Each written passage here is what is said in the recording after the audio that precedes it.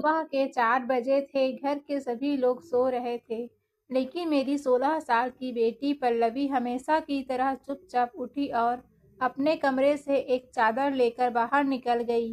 मैंने खिड़की से झांक कर देखा, वह आंगन में रखे टब के पास बैठकर चादर धो रही थी।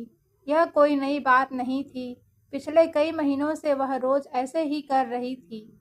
चादर धोने के बाद वह नहाती, फिर अपने कपड़े कहीं छुपा देती। जब भी मैं पूछती तो वह मुस्कुराकर बात टाल देती। कुछ नहीं माँ, बस ऐसे ही। लेकिन एक माँ का दिल बहुत कुछ समझ जाता है। माँ तो माँ होती है। धीरे धीरे मैंने देखा कि पल्लवी कमजोर होती जा रही थी। उसके चेहरे की चमक गायब हो चुकी थी। आंखों के नीचे काले घेरे पड़ गए थे। पहले जो लड़की पूरे घर में हंसती खेलती घूमती थी, अब अक्सर चुप रहने लगी थी। मेरा बेटा मुकेश और पल्लवी बचपन से एक ही कमरे में सोते थे। हमारा घर छोटा था, इसलिए अलग कमरे की व्यवस्था नहीं हो पाई थी। अब दोनों बड़े हो चुके थे। मुझे कई बार लगा कि कुछ बदलाव करना चाहिए, लेकिन पैसों की तंगी के कारण बात टालती रही। एक दिन मैंने पल्लवी से पूछा, बेटी सच सच बता, तू ठीक तो है ना? उसने मेरी तरफ देखा और बोली, हाँ माँ, मैं बिल्कुल ठीक हूँ। लेकिन उसकी आंखें नम थी। उस रात मुझे बिल्कुल नींद नहीं आई। मेरे मन में तरह तरह के सवाल उठ रहे थे। आखिर वह क्या छुपा रही है? अगली रात मैं धीरे धीरे उनके कमरे की तरफ बढ़ी। दरवाज़ा बंद था, लेकिन अंदर से आवाज़ आ रही थी। मैं रुक गई। मुकेश कह रहा था, अब माँ को सच बता देना चाहिए। पल्लवी बोली, नहीं भैया, माँ टूट जाएगी। लेकिन कब तक छिपाओगी? जब तक सब ठीक नहीं हो जाता। मेरा दिल जोर जोर से धड़कने लगा। मैंने बिना देर किए दरवाज़ा खोल दिया।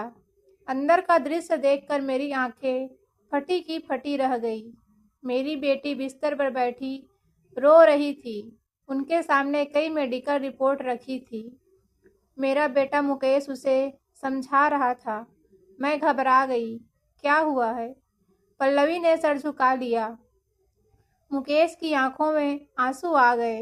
फिर उसने धीरे से कहा, माँ, पल्लवी कई महीनों से बीमार है। मेरे पैरों तले जमीन खिसक गई। क्या? मुकेश ने रिपोर्ट मेरे हाथ में रख दी। रिपोर्ट पढ़ते ही मेरे आंखों से आंसू बहने लगे। पिछले कई महीनों से पल्लवी एक गंभीर रक्त बीमारी से जूझ रही थी, और तुम लोगों ने मुझे बताना जरूरी नहीं समझा। मैंने मुकेश और पल्लवी पर गुस्सा किया। इतने में मुकेश ने कहा, माँ, हम कई महीनों से डॉक्टर के चक्कर लगा रहे थे।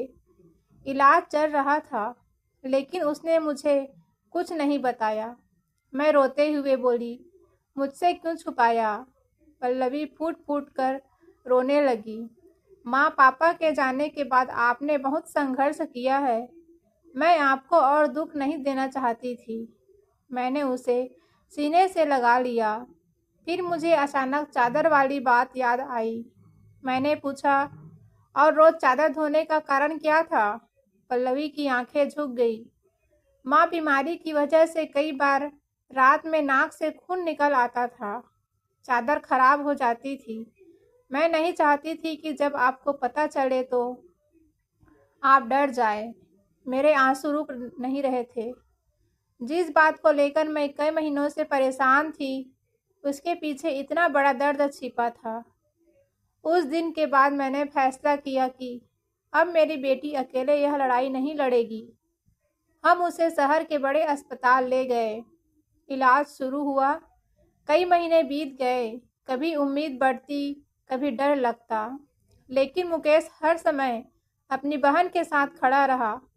वह अपनी पढ़ाई के साथ साथ अस्पताल भी जाता, बहन का हौसला बढ़ाता। एक दिन डॉक्टर मुस्कुराते हुए कमरे में आए। उन्होंने कहा, अब हालात पहले से बहुत बेहतर है। यह सुनते ही मेरे आंखों से खुशी के आंसू निकल पड़े। पल्लवी भी रोने लगी, लेकिन इस बार उसके आंसू दर्द के नहीं, खुशी के थे। घर लौटते समय उसने मेरा हाथ पकड़कर कहा, माँ, मुझे माफ़ कर दो। मैंने उसके सिर पर हाथ फेरा। माफ़ी मुझे मांगनी चाहिए। मैं तेरे दर्द को समय रहते समझ नहीं पाई। पल्लवी मुस्कुराई।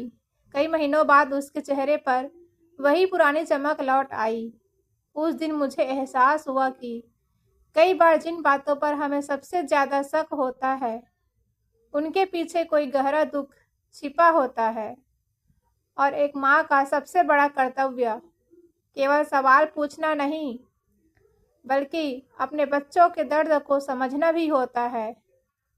उस रात हम तीनों एक दूसरे से गले लगाकर बहुत देर तक रोते रहे, लेकिन इस बार उन आंसुओं में डर नहीं था, सिर्फ प्यार था, अपनापन था और एक नए जीवन की उम्मीद थी।